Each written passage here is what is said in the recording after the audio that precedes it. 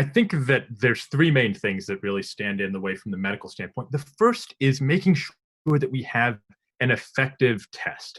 There's a lot of potential tests out there, but as we've heard over the news over the past month or so, there's a lot of excitement about a certain test, and all of a sudden we find out, as reported by the CDC recently about the viral antibody tests, that the tests are not as good as we initially thought they were. So the first barrier is developing effective tests that work across a broad population. And so that's number one.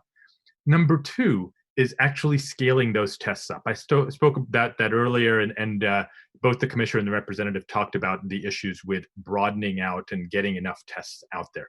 But number three, and I think this one is often overlooked, and I face it every day when I work here in the hospital and elsewhere, is we actually need to be able to perform the tests. For that, we need to be able to do it safely for healthcare workers, because once healthcare workers start getting sick, they actually spread rather than contain the virus.